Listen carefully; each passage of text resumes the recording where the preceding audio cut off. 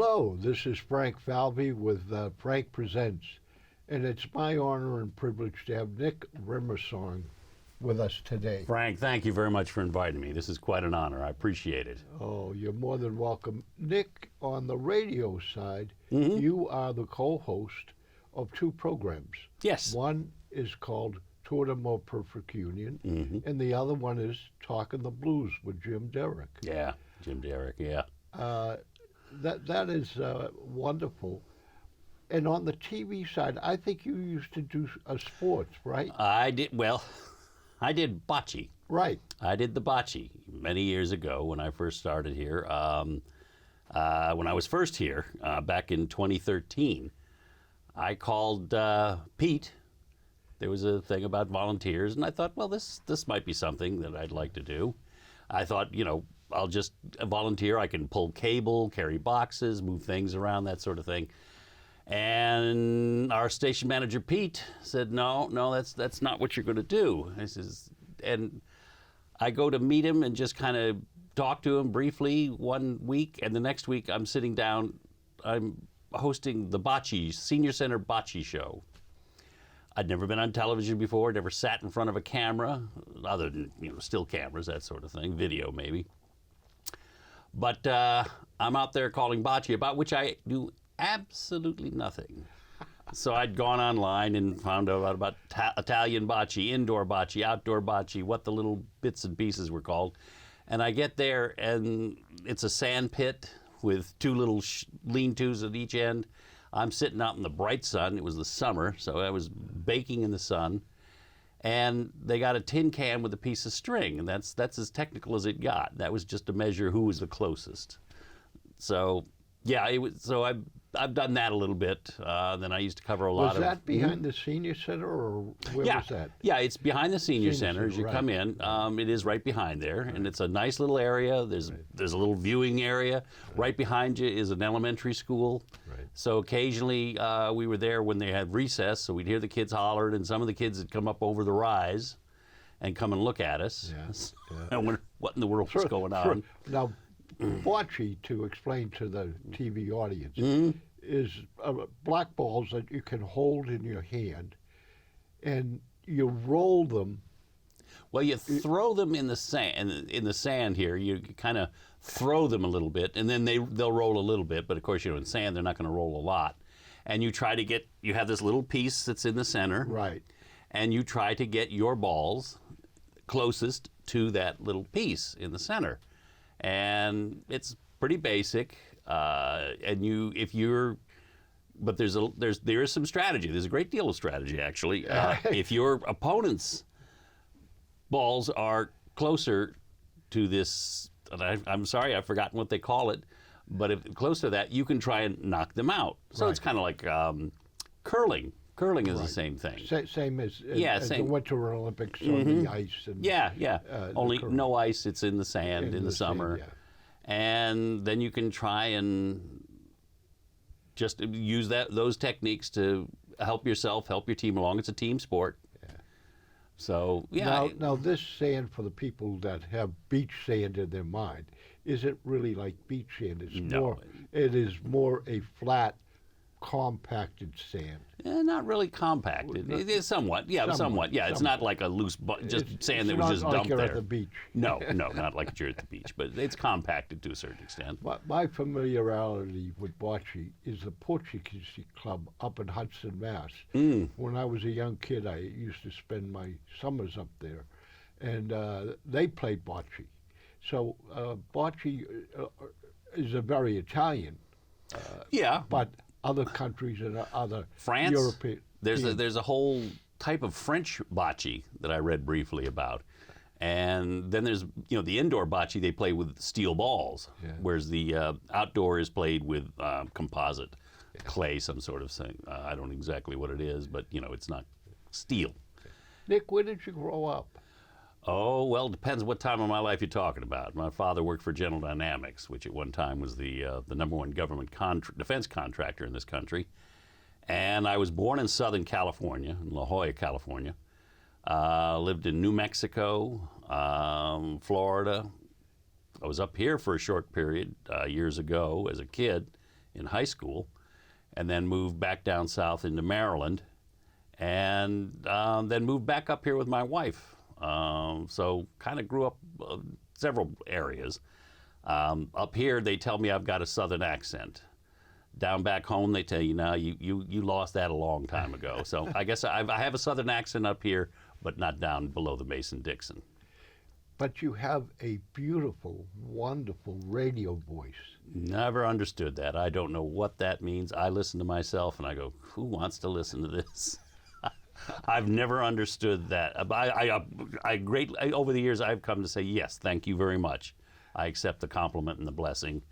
But to my ear, I don't know. It just sounds normal. Do you sing, Nick? Oh, can't carry a tune in a bucket. No, you don't want me so singing. you're the same as me. Yeah, you don't want me singing. No, no. It's But you seem to have such a great background in music and knowledge of music. How did that come about? When I was a kid growing up, my parents listened to a lot of jazz. That was starting with the swing era. Both my parents were born in the late 20s.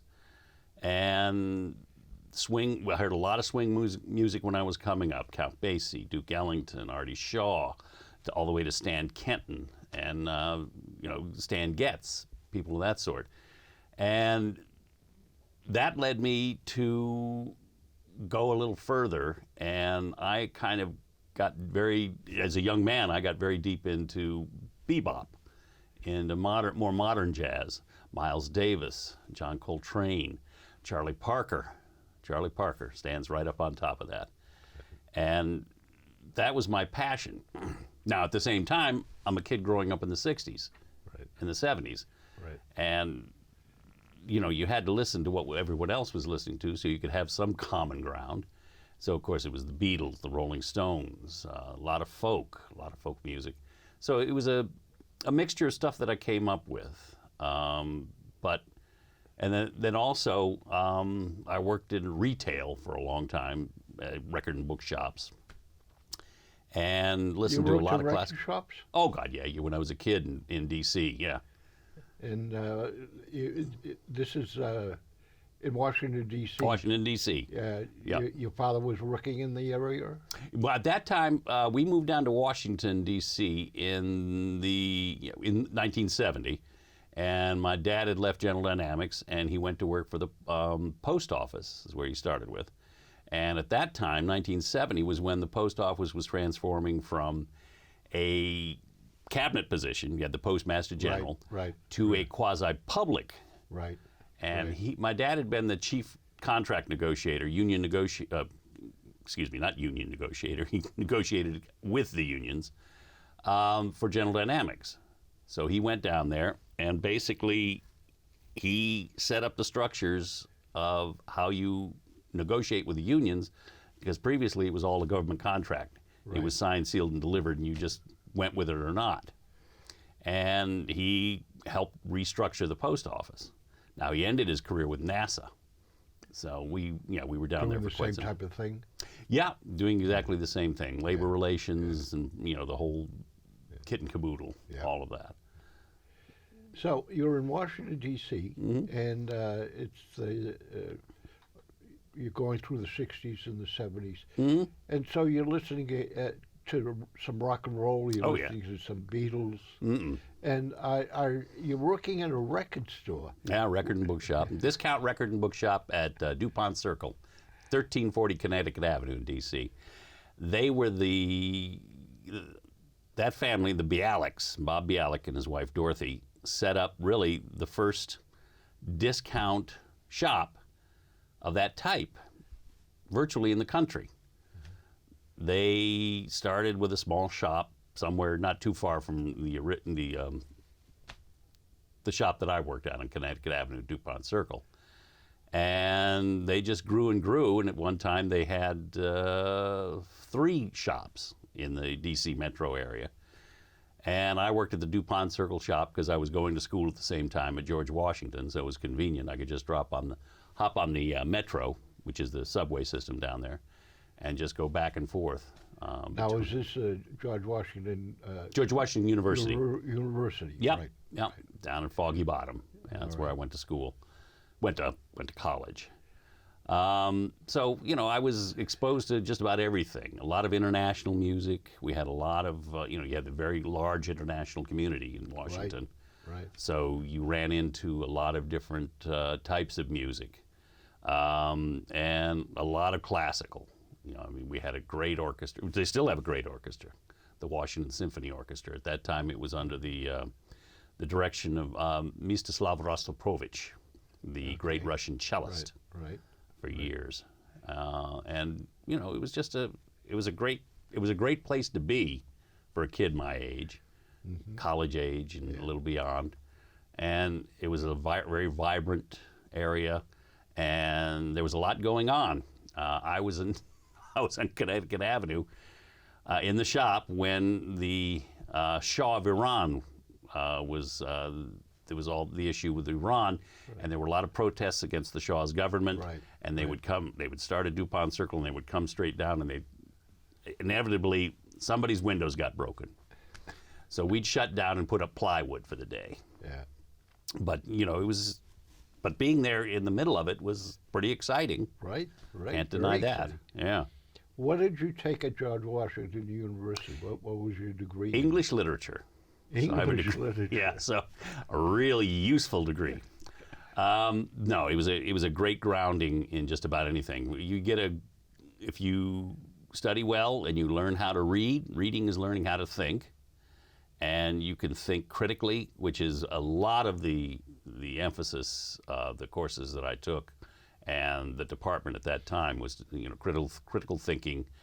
And if you can think critically about literature, you can think critically about just about anything. You know how to examine it from both sides and how to come up with your opinion and understand, criticism is mostly opinion. And I learned how to develop an opinion, but also how to couch that opinion in such a way that I was either being aggressive or not being aggressive, depending on either how strongly you felt about it or what the subject was. I wonder if you had the same introduction to literature book I had as a freshman in college, which was a brown book.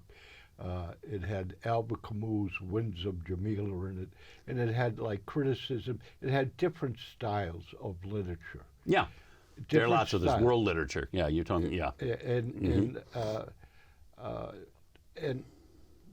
criticism, analytical thinking. So you're correct in the fact that the literature and the questions after you read it, maybe it was descriptive, it was all different types. And so that literature course, did you also have to have Shakespeare? Oh, yeah. Yeah, you had to take a major author. You had to take a genre. You could opt to be what was called a genre curriculum, where basically you concentrated most heavily on one area or one author. Your full genre could be Shakespeare, it could be Spenser, the Faerie Queene, that sort of thing. You'd spend 2 years on the Faerie Queene, and I did not spend 2 years on the Faerie Queene. Not by any means. Very dense, beautiful, beautiful language, just not my cup of tea. How about existentialism and poetry by Lawrence Ferlinghetti? Oh, Ferlinghetti. Well, you're talking about the Beats. Yeah, the Beats, San Francisco. And the guy from Lowell, Jack Kerouac. Yeah, Gregory Corso, Jack Kerouac. Oh yeah. Now I did a lot of that reading on my own because, of course, that's American, and I was in English. And English, it was specifically Commonwealth British studies. But when you say English, I just thought of the English language. No, You're actually in England. Yeah, for most of the Beowulf. Mm-hmm. Oh yeah, sure. Beowulf, the Pearl Poet, a lot of different Caedmon. You're starting it there, medieval. You go up, then you go up to between the wars. You go up all. At one point, at the very end, I was studying what was then known as the Angry Young Men, and they were the British contemporaries of the Beat generation. Yeah. Kingsley Amis, Philip Larkin, that sort of thing. Beautiful stuff. And it just mattered. You had a lot to pick from. You had a lot to choose from. You had a lot to stimulate you. And it did stimulate me. And like I say, I think if you take a degree like that, you can go just about anywhere you want to go. Yeah. Well, there's a college down in, I think it's Maryland, or near where the Naval Academy is, that basically teaches the 100 best books and the whole, I forget the name of the college. Johns Hopkins. Okay. Johns Hopkins, that's their curriculum there in Baltimore, yeah. Oh, Yeah. yeah. Yeah, they're not an obscure school by any means, yeah. No, Johns Hopkins teaches the great books. Right. And that's a whole curriculum on their own. And that's been changed a lot since I was a young man, since I was in school there, because I had a friend who was doing that. And of course, it was very Western centric. And they have expanded that greatly now. And it takes in a lot of world literature, because to limit it, and it's just the way things were taught. Right. I'm not judging anyone on this, but I'm saying that at that time it was heavily Western centric. You had the British Commonwealth, Great Britain. You had America. You had France. You had European. You might get a smattering of Asian. You might get a smattering of some Russian. Very little Russian was included. It's certainly very little, true Asian, Japanese, Chinese, Korean. And no African. Right. Yeah. When WGBH TV started, back in the late 40s, in the 50s, the culture really came from Greek and Rome. Oh, yeah. They would present TV programs and plays. And in 1954, as a freshman at Boston English High School, I had to take ancient history, which was really Greek and Roman history, for a year, which was absolutely fascinating. But that culture is all gone. I doubt there is any high school in Massachusetts that teaches Roman and Greek history. And WBGH no longer, you'll never see a program coming, referring back to the Greeks and Romans. Yeah, I think basically they'll do it just kind of from an archaeological standpoint. Right.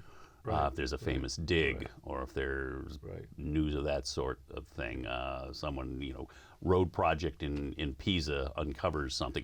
In fact, there was just something very recently.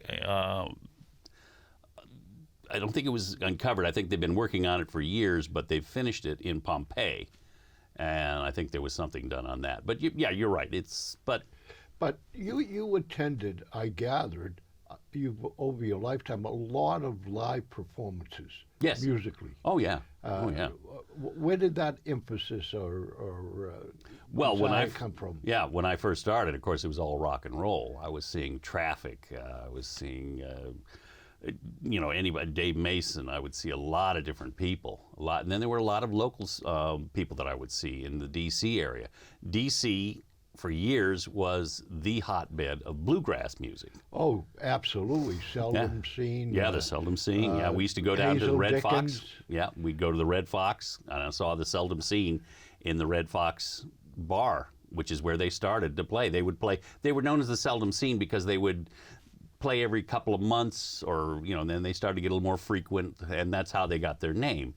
And to watch them live in that small little venue was just amazing. Oh yeah, Mike Aldridge playing the dobro. Oh yeah, Michael the dobro. Yeah. Oh yeah. That was. That must have been special. That was something, and he worked at the National Geographic headquarters in. Were they in Gaithersburg? I think it was in Gaithersburg. Yeah, Gaithersburg, Maryland. Well, I think all of them had professional jobs. Like the new Black Eagle Jazz Band used to play up in Hopkinton, and they all were professional.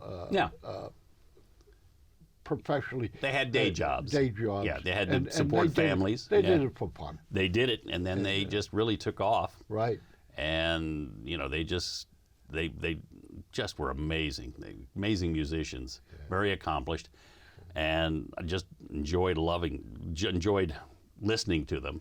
So you go here, bluegrass country. You go to this folk club, and I gather you went and saw like Jerry Lee Lewis.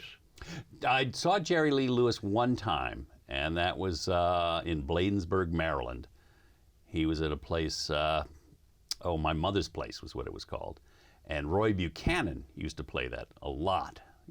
And came out of Cross Keys. The Cross Keys was also a big club down there. So I saw Jerry Lee Lewis at one time. So it was in a small venue, and he just tore the place up, obviously. And I saw a lot of different, again, rock and roll, heavy emphasis on rock and roll. We had Columbia Merriweather Post Pavilion in Columbia, Maryland, which was a beautiful outside venue. And I saw Elton John on his first American tour in 1970. Wow. Yeah. Wow. Saw him there 10 years after. Oh, good heavens, I've forgotten most of them. But just saw a lot. Saw the Animals on a reunion tour years later. And used to go to Wolf Trap in Vienna, Virginia, which is a premier, Wolf Trap Arts Center, Performing Arts Center. Saw a lot there, a lot of ballet. I used to love going to ballet. Oh yeah, a lot of ballet done there, and the. And did you somehow understand it or know what was happening? I don't know that you have to understand it. I mean, okay. If you're watching ballet, you're watching. You don't have to understand it. You just watch it and enjoy the movement, the steps, the music behind it. All right. The stories, well, most of the stories were well known, but there was some contemporary ballet I saw that was fascinating. Maybe I wasn't as familiar with the music, but it didn't really matter. The movement is what you're looking for. Saw Alvin Ailey's group. Dancing with Time at Lisner Auditorium at George Washington. And so, I had the arts background in Washington, once they got the Kennedy Center open, just blossomed immensely. The Kennedy Center. When did that open? 1970. 1970. That far back? Mm-hmm. Yeah. Yeah, I can remember. And they have one of the greatest things every year there, the Kennedy Honors. Oh, yes. Yeah. I usually don't want to miss that program. Mm-hmm. It is so spectacular. And they run the gamut of who they honor. Oh, and I think there's like 4 or 5 different genres that music, dance, theater. They have specific genres that they have. People. Then you have the Library of Congress. They have an award show every year, and that's an amazing place to go into. I don't know if you've ever been there. Well, I saw Odetta there at the Library of Congress. Odetta is just someone that I fell in love with when I first heard her in 1959 at Purdue University. She and... what were you doing in Indiana? I was part of the United Methodist youth group, and they were having United Methodist... National Convocation, and they had Odetta. They had a lot of religious services and jazz, and they had Dave Brubeck and Take 5, and Blue Rondo a la Turk. And the special thing was Eleanor Roosevelt was there, right, and Eleanor gave a speech and everything else. But afterwards, she kind of met with people that wanted to ask her questions or whatever. Yeah. And I was so impressed with Eleanor Roosevelt. I couldn't believe. I'll bet you were. How intelligent this. And at the time, the Suez Canal was blocked. They were blocking the Suez Canal. And Eleanor said, I just want to tell you, it's all about oil. The whole thing is all about oil. Yeah. And this is back 1959. Yeah. Yeah, when you had... Little Abner giving you some truths. What's good for General Motors is good. Well, it wasn't General Motors. What's good for General somebody? Bull Moose. Oil. General Bull. What's good for General Bull Moose is good for the USA, which was General Motors. blues. You do this blues show with Jim Derrick. It's a phenomenal show. I think you want to go national. Well, I don't know. Yeah, we are trying to shape it so that it can be picked up by a service out of Cambridge, Massachusetts, here in Cambridge, Massachusetts, that they pick up the cost of the paying for the royalties of playing the music. As it is now, we can play anything we want on the radio, but it has to stay here. We cannot put it out as a podcast, Right. because of the licensing and everything. You know that. Yeah, I'm very familiar with it. I know. So yeah, we're trying to do something of that. Put it together and just try and get some guests. Jim knows everybody in the local area. Right. He goes to every blues show. In fact, in June we're going to see Buddy Guy on his farewell tour. He's 87, and we're going to go up to Hampton, to the Hampton Beach Casino, and see Buddy Guy. So we've already got our tickets, so we're excited about that. But yeah, but Jim, Jim's wide-ranging interests, with his work with the SAFE Coalition for drug addiction and all of that here in Franklin, the beautiful work that he does there. And just the fact that he's the type of man that you can sit down with him for the first time and you're talking to someone who's listening and someone who's interested and someone who's sympathetic. So how did you start following the blues? I started following the blues with Charlie Patton. Charlie Patton was one of the base of the blues in the United States, in America. Southern plantation roots music. Yep, Delta blues. Delta blues. Yeah. Which I've always liked and really kind of delved into the artists of that period in time. Yeah, Charlie Patton. Later on, Robert Johnson. Yeah. Robert Johnson's probably the most famous name that comes out of there, because of his story and because he died so young and left so few, but about 35, 36 tunes is all that were recorded. Yeah. But had a fascinating life, rambunctious life to say the least, but there's Son House, there's Elizabeth Cotton, there's just dozens of names that come up, right? And then you've got Chicago blues, you've got Muddy Waters coming out, Buddy Guy, Lightnin' Hopkins. And then the Chicago blues. A lot of African Americans migrated to northern cities. Right. Chicago became the hotbed of music of the blues. Yeah. And then you go up through. I don't particularly call Dave Van Rock a blues singer, but you have Dave. You have through the 50s and later artists that really carried that genre on. Like and May Kramer, you must remember May Kramer on WGBH radio, Blues After Hours. Yep. Always listened to that program She did a beautiful job. That was wonderful. And job. she knew what she was doing. She had a passion for it that was undeniable. Yeah. It came through the radio, believe me. Yeah, and speaking of the later blues, Chicago blues, it was something like Paul Butterfield, the blues band. Sure. Yeah. Just amazing. Yeah.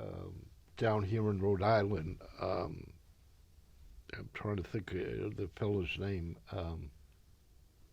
Plays guitar. Mike Zito? No, Mike is a favorite of Jim's. Jim's. Yeah. And he knows Mike. What did you do for a living? Oh, depends again on what time of my life you're talking about. I've had ostensibly 3 separate careers. As I said, I worked in record and book retail for many years, and then went into publishing, book publishing. Worked for a couple of different publishers. I was on the road. I was a salesman. At one time, I was the North American representative for a company called Blackwell Medical Publishing. They were based out of Oxford, actually, and Oxford, England, and sold medical titles and soft sciences, allied sciences, that sort of thing, all across the country. Before that, I was the New England rep for a company called Salem House, which was actually Rupert Murdoch's first acquisition, publishing acquisition in this country. It was before he bought Harper and Row. He bought Salem House. And Salem House eventually just kind of went away and was integrated into what became HarperCollins, which is what it is today. And it's still owned by Murdoch. So I was on the road for both of those companies for years. And then I went into banking. So that's what I ended my my working career as, was a banker. I worked in a private bank, worked for United Trust, which is the private bank at Bank of America. Sold just about everything in banking: mortgages, home equities, checking accounts, credit cards. As a relationship manager with a private bank, I had a small list of clients that some business and some private that I worked to maintain, worked to make sure that they were getting the best return on what they had. And that's where, as I say, I ended my career there. I ended my career actually with a local bank here, Rockland Trust. Local in terms of Massachusetts, but we have 2 branches here. Two branches. Right. So that's why I ended my career. And Rockland Trust is a stock-owned bank, as I recall. Yes. Mm-hmm. So that you can buy shares. Benjamin Franklin, which they bought out, began as a regular deposit owned, and then went the private stock. Yeah. Where all of this time, have you ever had a radio show before? Not before coming here? No. Nope. I was never on the radio. Was never on television before. I mean, came to it, as I say, in 2013. So you might say relatively late in life. Yeah. But I thought I was too busy to do anything else. I had been told all my life, like you said at the top of the show, that I have this pleasant voice. Right. And thought, well, maybe I could do something with it, but I knew I was going to have to pay some dues, so I thought I was going to come here and, as I said, pull some cord, move boxes, stand behind something, learn how to do the recording, whatever. But Pete was having none of it. You're, as I said at the opening of the show, you're co-host of Toward a More Perfect Union. And that... A show you're somewhat vaguely familiar with. Yeah, since I created it. Yes, exactly and brought right. all the original people together. It still, it desperately needs 2 more women at least, or at least another woman. Anyone listening to the program. Anyone listening to the program is invited. Anyone listening to the program that would. And a woman or man, anybody who wants to come along. We need. Well, yes, we do need. Natalie Linus is out there all alone. She needs help. Dr. Natalina Linos, who is the Harvard University's executive director of health and human rights. Yeah, and former candidate for the U.S. House of Representatives. Mm-hmm. Yeah. So, what prepared you over the years to think about issues? Political, but not only political, but social. In other words, one of your gifts on that program seemed to be the ability to open about what the topic is going to be, make a wide statement, and really be able to participate in whatever the particular topic is, and then to be able to wrap up the program. You see, but to do that, you've had to have years of thinking about social and political issues. How has that developed within you? It goes back, I know, to your college days in your literature. And when in college, did you also have to take writing courses? Oh, yes. Oh, yeah, there was a You had to... every freshman every university freshman at George Washington University that wanted to get into the English language, English literature department had to show a level of competency in composition, in writing. And they had, the first course you had to take was freshman comp. And that, to me, I thought, I really don't want to go through this again. So I was able, along with quite a few others, I mean, you could exam out. So you could show a proficiency that was already established, and then you did not have to take the writing, a freshman comp, which was two hours a day, 4 days a week. And that was just more than I wanted to spend writing out essay after essay after essay. Now, having said that, you did, because you had to show that competency, because most of what I did, most of what in my advanced courses was right. You had essays that had to be written every week for 2 or 3 or sometimes 4 classes, depending on what level you were at. And you had to also show a competency if you took exams. They were not multiple choice A, B, C, D. You were writing essays. So if you could not convey a basic idea, if you could not show your proficiency in being able to explain what you'd read, how you thought about it, or to critique it, you walked away. You went into something else. You were encouraged to go into something else. So I was able to exam out of that, which, as I say, was not that unusual, believe me, because I'd had a good grounding when I was a kid in high school. But as regards the thinking about politics and social issues, I was in Washington, D.C. It was all around you. Everywhere you went was politics and social issues.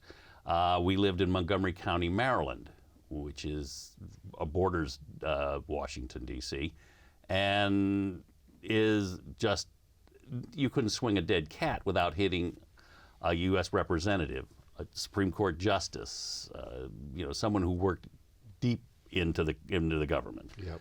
A guy down the street worked for the Joint Chiefs of Staff at the Pentagon. Mm-hmm. Kids I grew up with went into this. Very good friend of mine, and my brother's, is a fellow by the name of Dave King. Dave King was Special Forces.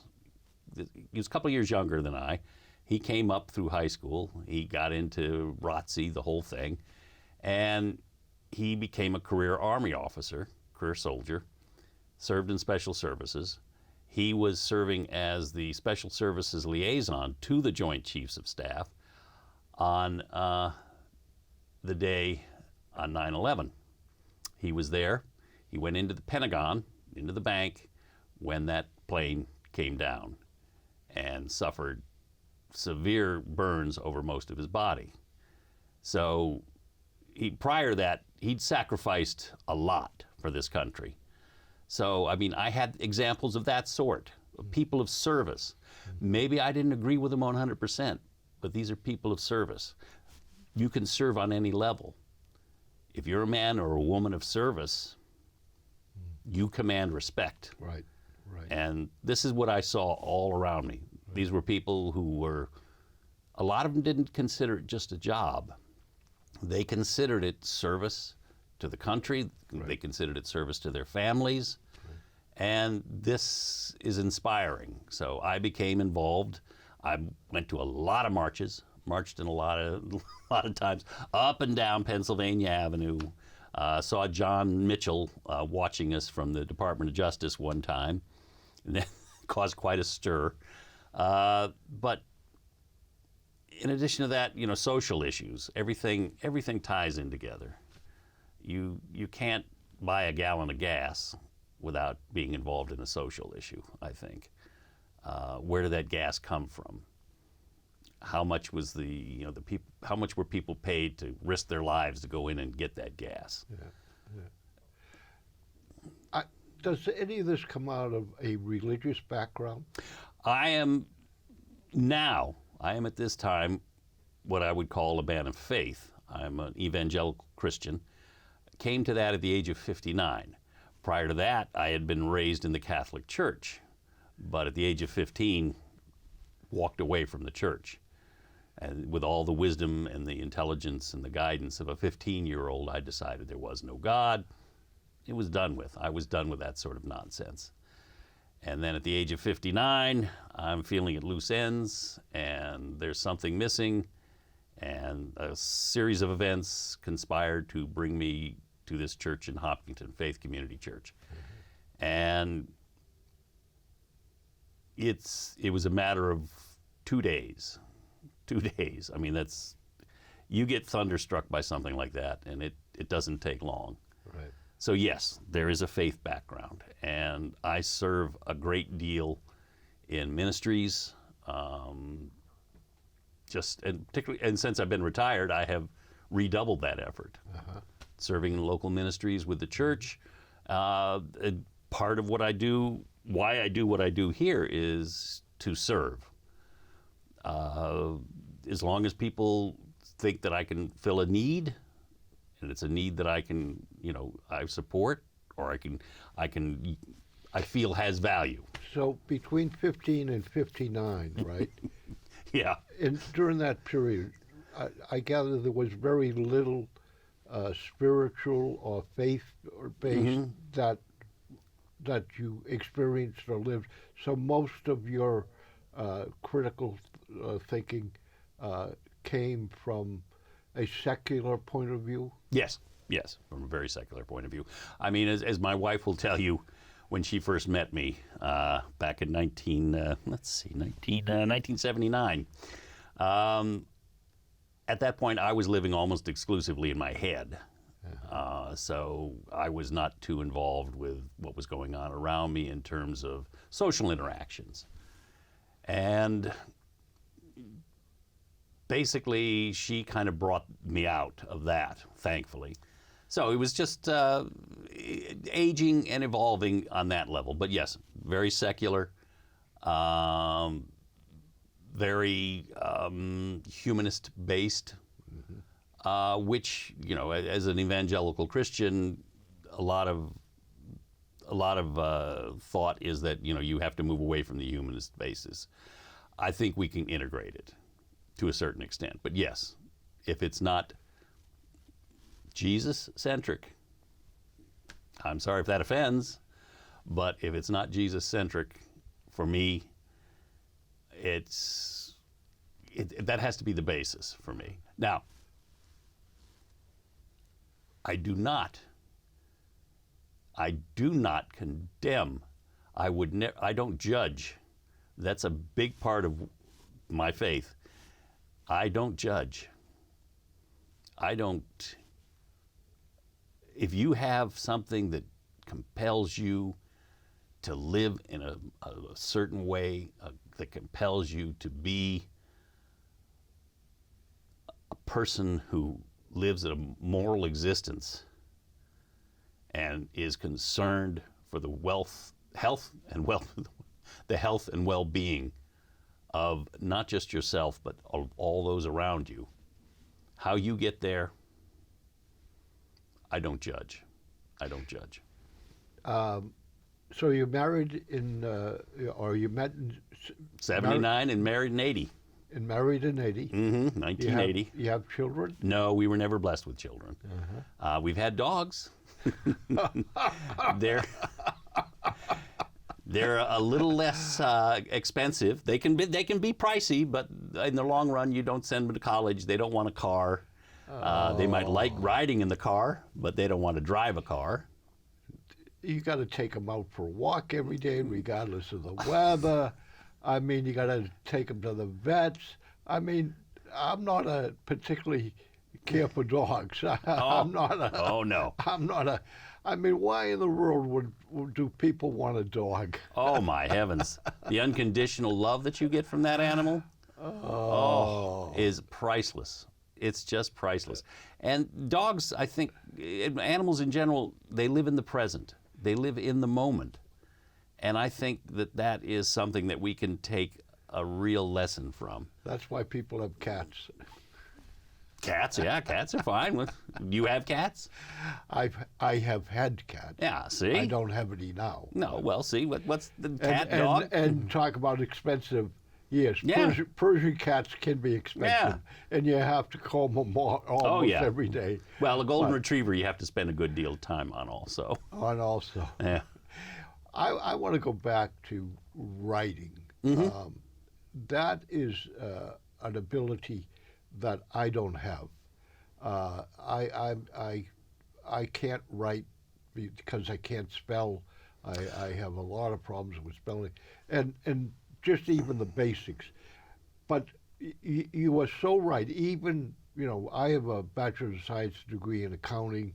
So you speak a foreign language? Well, but in accounting, yeah, right? accounting, that's a foreign language. If you're a CPA, right, the people that rise to the top are not the people necessarily that know the numbers and can put them together. It's the people that can write out and express what all that means in summary, in writing. Yeah. So you are absolutely right that anyone listening to the program, that if you can study literature, literature, how you studied, and you can learn how to write critically paragraphs, different types of paragraphs, that skill I necessarily didn't have that you have on moving toward a more perfect union. That is a skill that I think each and every one of the current people on that program, and their ability to critically think of the issues and bring to the public an outstanding cross section of dialogue and how to present both sides and how to learn from one another, I think is absolutely outstanding. Oh, well, yeah, the people we have are just, as we mentioned, Dr. Natalie Alinos. We have Dr. Michael Walker-Jones, who's a higher education consultant who lives right here in Franklin. We have our representative on Beacon Hill, Jeff Roy.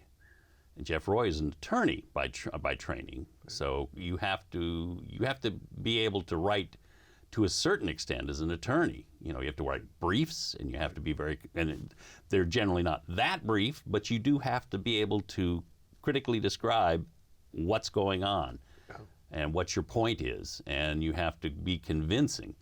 And our station manager, Pete, just amazing. One of the most intelligent, clear-thinking people I've ever met. And he can write. But writing, I think... He can write beautifully. Yeah. On Saturdays, I look forward to going to franklin.tv on your computer, and up will come what's on, a thing you can click on. Right. And Pete will have a poem, essay, something about what's happening on that day, or yes, everyone on that program has a higher cognitive ability to write, and ability to discuss. When is that program on? Let's see, Mondays. It airs.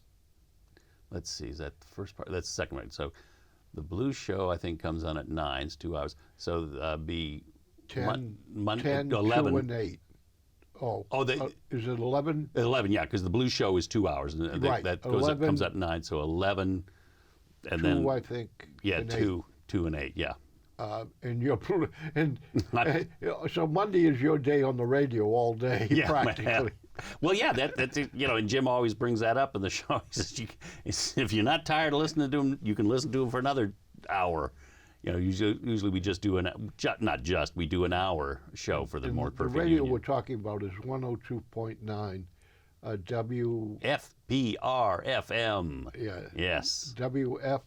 WFPR. Franklin Public Radio, WFPR. Yeah. And 102.9 FM. Yeah. Mm-hmm. Well, the the life now that you're the age that you're now at, and looking I mean, back, 69? and looking back, Mm-hmm. do you see connections through your life, or a purpose that developed and kind of stayed with you, in reflecting on how things went from one way to another way? Yes, yes. Basically, the thread that I see is just, and it's a concern. I have a concern. I've always had a concern for the state of literature in this world.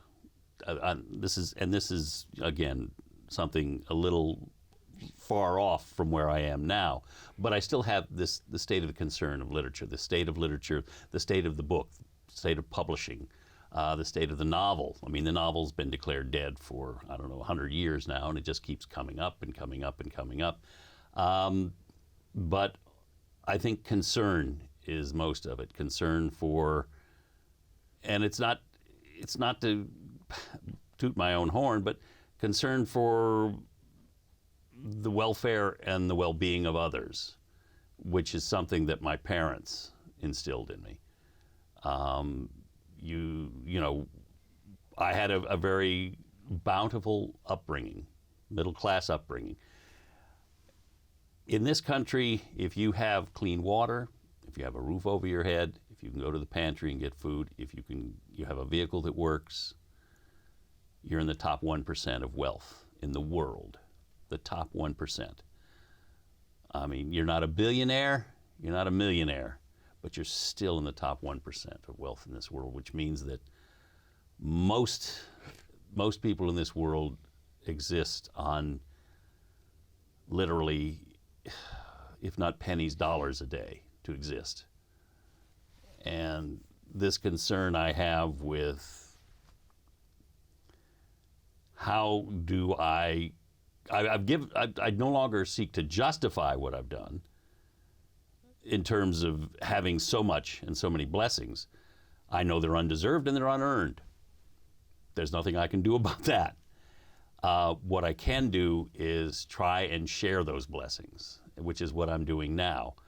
And that's something that I think has been with me for most of my life, is just concern for equity in this world and concern for the well-being of others. Well, what is your concern from a literature point of view? Literature, sure. Is it that we're not diverse enough, or we're not grappling with the right issues in novels? I was watching TV today, and apparently the #1 novel and bookseller that came out is a novel about India, and a person who is the son of a gangster in India, about a journalist, and about another person. And apparently it gives a very good cultural description of the different regions in India, and it's going to turn into 3 books, like a lot of novels turn into 3 books. The standard Victorian model, the 3-volume novel. 3-volume novel. Yeah. So is it missing that type, or what? Well, what I is don't know that missing in the anything's missing. literature? What I worry about is that we become less and less verbal. Graphic novels can be powerful. I'm thinking something like Maus, M-A-U-S, a very early graphic novel about a mouse in a concentration camp. But the fact that when I was a kid growing up, and this is very basic, comic books. We had comic books. There was dialogue ran throughout the comic books. Very rarely did you have a panel that just showed someone standing there. And now comic books, they're just pictures. You're kind of flipping through. Just pictures. Okay. I mean, most of them are just pictures. No From what I've seen. Yeah. I'm not going to judge everything. Judge anything, actually. But I think we're becoming a little too interior. As I say, I lived most of my life in my head, and I think with again, social media, the internet being just 24/7. Look at news reporting. News reporting has become, nothing is vetted, nothing is thoroughly researched. You don't cook it 12 different ways. And kind of an example of this, go watch the movie All the President's Men, and you'll see just a real cursory overview of how a newspaper article used to be before it was published. Ben Bradley sitting there with Woodward and Bernstein. You went through, and if you could not back up your source 12 different ways, you didn't get published. That doesn't happen now. You've got to be first out there. If you run for the U.S. House of Representatives. Well. Yeah, that's getting a little... Nick, thank you for being here. Thank you, Frank. I really appreciate it. Enjoyed it immensely. Yes, it was great fun, and sometime hopefully you'll be able to come back, and I'd be glad to continue. I'd be glad to. So this is Nick Remissong and Frank Falvey wishing you a happy, healthy, and productive day, and hope we've contributed something to your viewing time of watching this. Thank you. Thank you, Frank. Appreciate it.